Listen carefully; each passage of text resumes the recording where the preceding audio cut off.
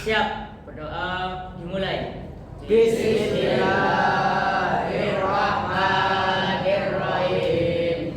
Raditu billahi rabba bil islam dina wa bi Muhammadin nabiyya wa rasula rabbi zidni ilma warzuqni fahma amin.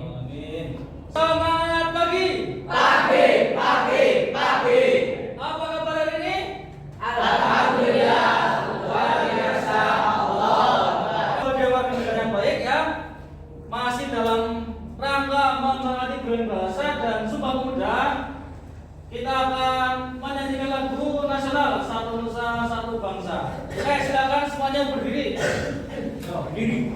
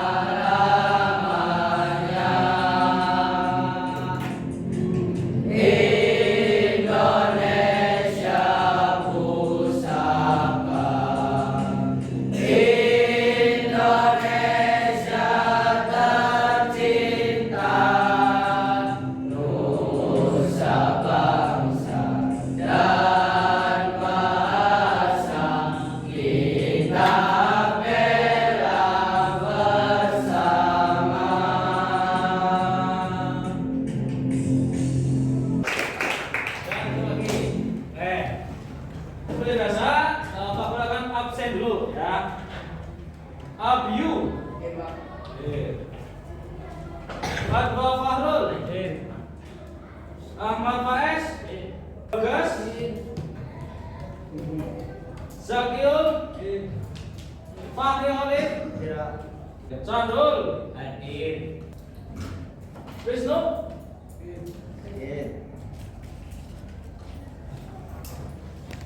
Silakan disiapkan bukunya masing-masing.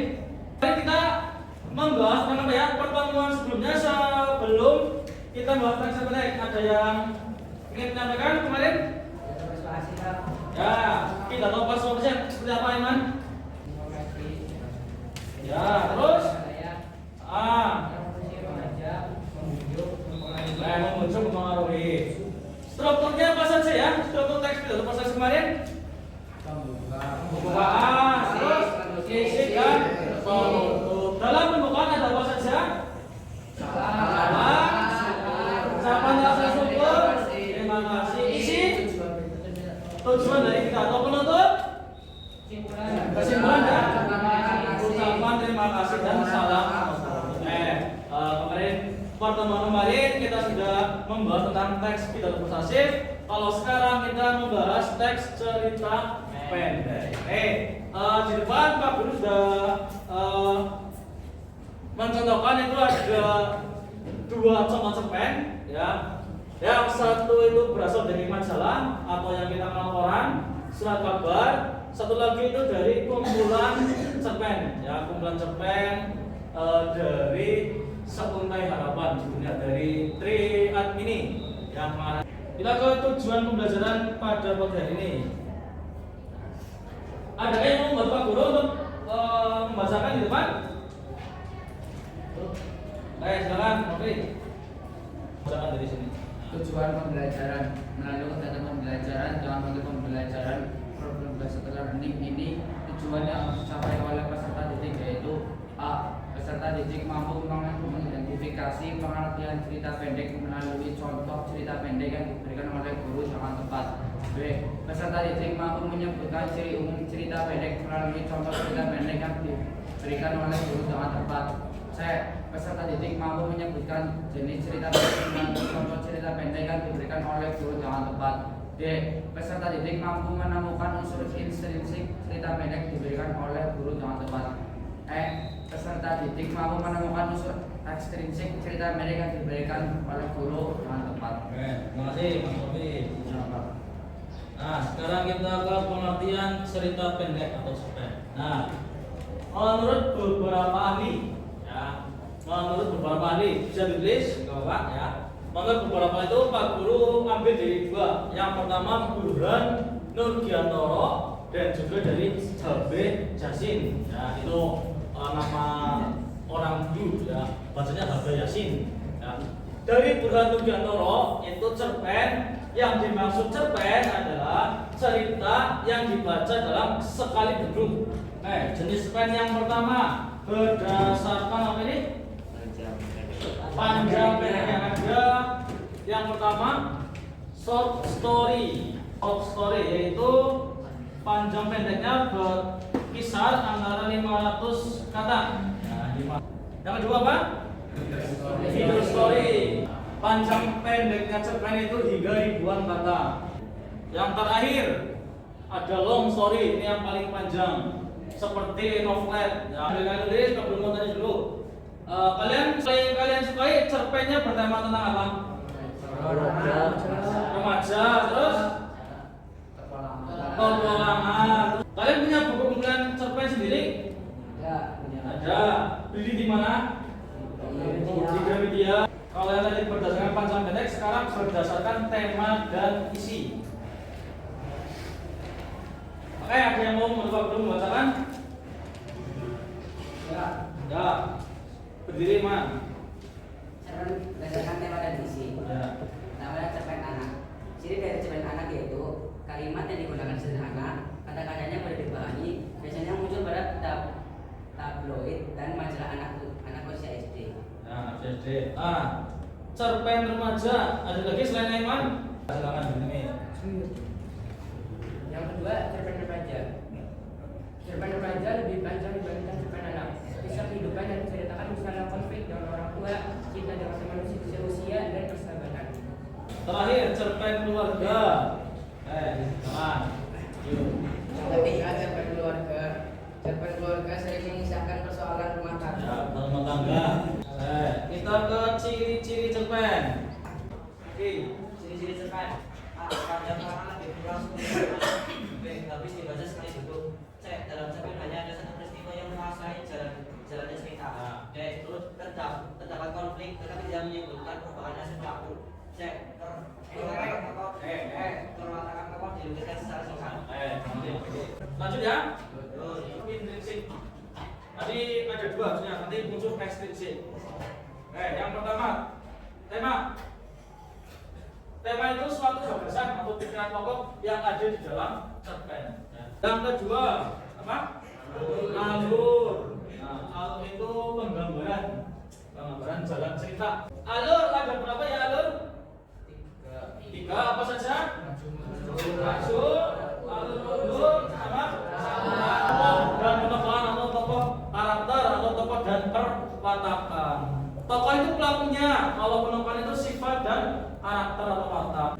Sudut pandang itu cara pengarang dalam menggambarkan jalannya cerita. Lanjut ini apa? Latar. Ada berapa latar? 3. Itu menggambarkan suasana, menggambarkan tempat dan waktu. Tempat misalkan di perbukitan, di rumah, di sekolah, taman, dan sebagainya. Waktu esok, pagi, siang. Suasana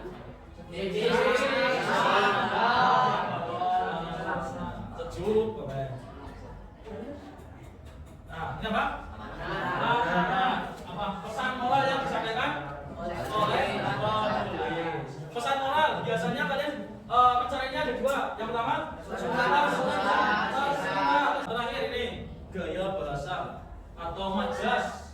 Itu kalimat yang memperindah. Nah, majas itu Pak Guru sebutkan dapat karena terlalu banyak. Ada personifikasi, hiperbola, betul, metafora dan simile. Sampai sini bisa dipahami? Nah, kita lanjut ke unsur ekstrinsik. Nah, ada 3. Yang pertama bahasa, terus latar belakang pengarang dan nilai-nilai kehidupan. Sebelum membuatkan nama kelompok sesuai dengan bulan bahasa dan hari Sumpah Pemudanya. Ya, ada kelompok Sudirman, kata teman-teman nanti kalau nanti ada Soekarno, kelompok Diponegoro, kelompok Ahmad Dhani, kelompok bahasa lebih, kelompok antasari dan kelompok kata. Ya, silakan sesuai dengan nama-nama yang sudah Pak buka, mengelompok sesuai nama masing-masing. Yuk, kita masuk ke 5 menit. Pak Guru ada 2 contoh cerpen ya. Yang pertama Senyum karya Amin karya Ahmad Tohari dan Sawal Jejengan karya Yarisan Guru. Ya, silakan nanti dibaca petunjuknya ya. Nah,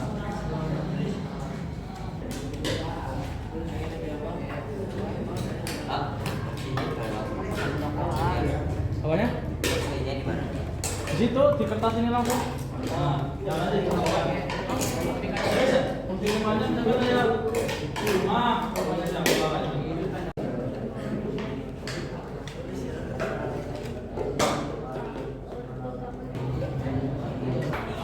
Tinggal sunit lah.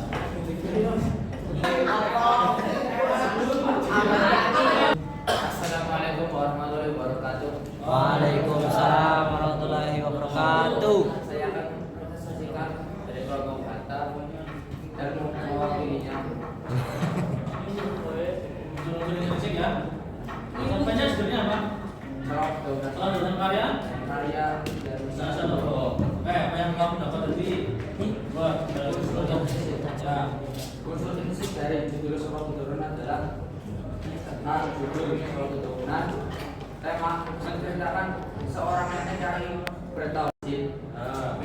Halus campuran. Pada waktu siang hari, siang berat masjid keluar dan izin. Ada sebuah perintah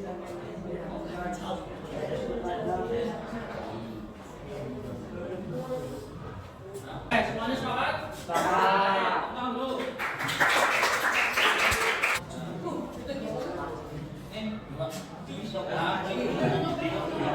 Ada 3 soal, ya. 3 soal nanti dikerjakan setelah pulang, ya.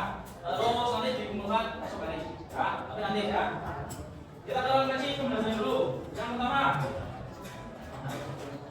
apa yang telah kalian pelajari dari teks cerita pendek ini? Unsur definisi, terus jenis cerpen, unsur ekstensi definisi. 2. Bagian pembahasan mana yang paling menarik menurut kalian? Jenis cerpen, ada jenis-jenis, terus unsur apa? Definisi. Nah, terus apakah kesulitan? Enggak ya, semuanya bisa ya. Nah, terakhir. Nah, materi selanjutnya setelah unsur-unsur cerpen yang nanti yang akan kita bahas yaitu menyusun cerpen atau kita membuat suatu cerita pendek. Ya, nanti pertemuan selanjutnya. Oke, sampai sini paham? Oke, sekarang siap-siap. Yuk, ketua kelas menyiapkan. Di tempat duduk siap. Dimulai.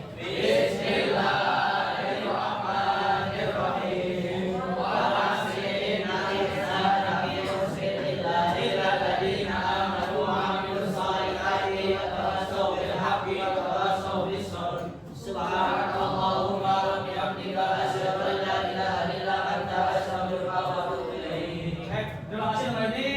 Semoga selamat ya sampai tujuan nanti di pondok ya. Wassalamualaikum warahmatullahi